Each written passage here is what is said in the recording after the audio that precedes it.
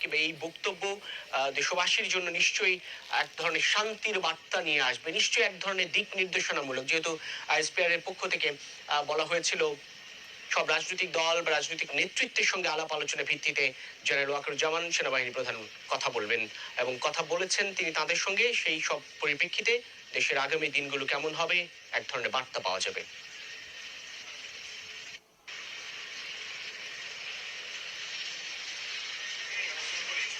জানেন যে দেশে একটা ক্রান্তিকাল চলছে। ফ্রেশ কথা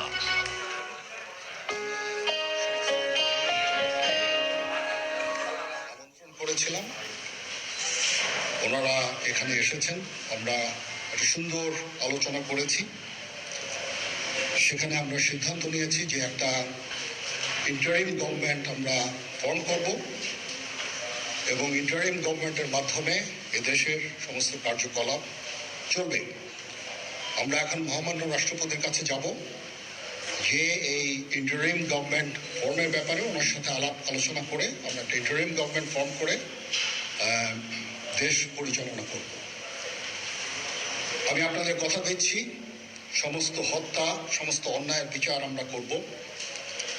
আপনারা সেনাবাহিনীর প্রতি আস্থা রাখেন, সশস্ত্র বাহিনীর প্রতি আস্থা রাখেন।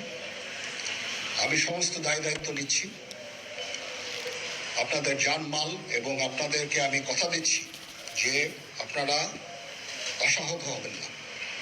ইনশাল্লাহ আপনাদের যত দাবি আছে সেই দাবিগুলো আমরা পূরণ করব এবং দেশে একটা শান্তি শৃঙ্খলা ফিরিয়ে নিয়ে আসব। আপনারা আমার সাথে সহযোগিতা করেন, দয়া করে আর এই ভাঙচুর, হত্যা, মারামারি, সংঘর্ষ এগুলো থেকে বিরত হন। আমি নিশ্চিত যে আপনারা যদি আমার কথা মতো চলেন, আমাদের সাথে যদি একসাথে যদি কাজ করি আমরা, নিঃসন্দেহে আমরা একটা সুন্দর পরিণতির দিকে আমরা অগ্রসর হতে পারব। আপনারা দয়া করে আমাকে সাহায্য করেন। মারামারি করে এই সংঘাতের মাধ্যমে আমরা আর কিছু অ্যাচিভ করতে পারবো না, আর কিছু আমরা পাবো না। সুতরাং দয়া করে আপনারা সমস্ত ধ্বংসযজ্ঞ, সমস্ত অরাজকতা, সমস্ত সংঘর্ষ থেকে বিরত হন এবং ইনশাআল্লাহ আমরা সবাই মিলে একটা সুন্দর ভবিষ্যতের দিকে আমরা অগ্রসর হব। প্রতিটা হত্যার বিচার করা হবে, প্রতিটা অন্যায়ের বিচার হবে। আমরা আজকে সুন্দরভাবে কথা বলেছি, সমস্ত দলের প্রধান দলের নেতারা এখানে উপস্থিত ছিলেন। আমি ওনাদের ইনভাইট করেছিলাম এখানে, ওনারা ভেরি নাইস অফ দেম যে ওনারা এসেছেন, অ্যান্ড আমরা একটা সুন্দর আলোচনা করেছি এবং এই আলোচনাটা ফলপ্রসূ হবে বলে আমি মনে করছি এবং আমরা একটা সুন্দর একটা ইন্টারিম গভর্নমেন্ট ফর্ম করে আমরা দেশ পরিচালনা করব। মাননীয় প্রধানমন্ত্রী পদত্যাগ করেছেন এবং এখন একটা ইন্টারিম গভর্নমেন্ট ফর্ম করে আমরা আমাদের কার্যক্রম পরিচালনা করব। আপনারা একটু ধৈর্য ধরেন, আমাদের কিছু সময় দেন, ইনশাআল্লাহ আমরা সবাই মিলে সমস্ত সমস্যার সমাধান করতে সক্ষম হব। আপনারা আর এই সংঘাতের পথে যাবেন না এবং শান্তি শৃঙ্খলার পথে ফেরত চলে আসেন। আমাদের দেশের অনেক ক্ষতি হচ্ছে, অর্থ সম্পদের ক্ষতি হচ্ছে, জানের লোকজন মারা যাচ্ছে। তো এগুলো থেকে আপনারা বিরত হন এবং আমাদের সাহায্য করেন। আমি সমস্ত দায়িত্ব নিচ্ছি, আপনারা আমাকে সাহায্য করেন। সবাইকে ধন্যবাদ। আল্লাহ হাফেজ।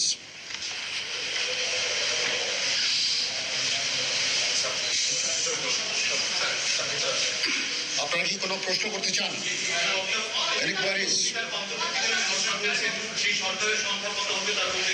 এখনো এটা না, এটা খুব আর্লি স্টেজ। আমরা যাব মহামান্য রাষ্ট্রপতির সাথে যে আলাপ আলোচনার মাধ্যমে এটা আমরা করব। আজকে এখানে জামাতের আমির ছিলেন, আমাদের বিএনপির শীর্ষস্থানীয় নেতৃবৃন্দ এখানে ছিলেন, জাতীয় পার্টির নেতৃস্থানীয় নেতৃবৃন্দ এখানে ছিলেন এবং সুশীল সমাজ এবং এখানে ডক্টর আসিফ নজরুল উনি নিজেও ছিলেন এখানে। এবং উনি আমার সামনেই উনি সমস্ত ছাত্রদেরকে একটা সুন্দর বার্তাও দিয়েছেন এবং আমি আশা করি যে ছাত্ররা সেই বার্তা শুনে ওনার কথা ওনাকে সবাই শ্রদ্ধা করে, ছাত্ররা শ্রদ্ধা করে, ওনার এই বার্তা শুনে তারা এই পরিস্থিতি নিয়ন্ত্রণে নিয়ে চলে আসবে এবং আমরা একটা সুন্দর একটা পরিস্থিতির দিকে আমরা এগিয়ে যাব ইনশাআল্লাহ। এখানে আওয়ামী লীগের কেউ ছিল না, আওয়ামী লীগের কেউ ছিল না। হ্যাঁ, আজকে বিকজ আমাদের এই সময় নাই, এটা একটা বিশেষ একটা পরিস্থিতি, আমরা আজকে যে এই পরিস্থিতি এটা একটা আমরা একটা নিয়ন্ত্রণ নিয়ে আসবো। সেনাবাহিনী শান্তি শৃঙ্খলা বজায় রাখার কাজ চালিয়ে যাবে এবং আপনাদের সবার দায়িত্ব, ছাত্রদের দায়িত্ব, রাজনৈতিক নেতৃবৃন্দ এবং রাজনৈতিক কর্মীদের দায়িত্ব হচ্ছে সেনাবাহিনীকে সাহায্য করা এবং আপনারা মিডিয়ার মাধ্যমে আমাদেরকে এই যে একটু আমাদের সাহায্য করেন, সুতরাং আমরা তাহলে এই পরিস্থিতির নিয়ন্ত্রণ সহজেই নিয়ে আসতে পারব। না, যদি জিনিসটা শান্ত হয়ে যায় তাহলে আর কারফিউর কোনো প্রয়োজন নাই, কোনো জরুরি অবস্থার প্রয়োজন নাই, কোনো কারফিউর প্রয়োজন নাই, কোনো গোলাগুলির প্রয়োজন নাই। আমি আদেশ দিয়ে দিয়েছি সেনাবাহিনী কোনো গোলাগুলি করবে না, পুলিশ কোনো গোলাগুলি করবে না।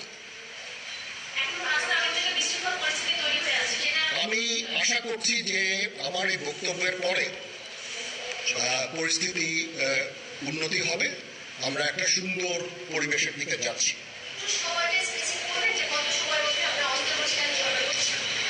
আমরা এটা না, আমি আজকে রাতের মধ্যে একটা আমরা সলিউশনে যাওয়ার চেষ্টা করবো, বাট আমাদের হয়তো 2-1 দিন সময় নিতে হবে। এটা আমরা যাচ্ছি যে আমরা কথা বলবো মহামান্য রাষ্ট্রপতির সাথে, আমরা একটা সুন্দর সলিউশনে আমরা পৌঁছাবো।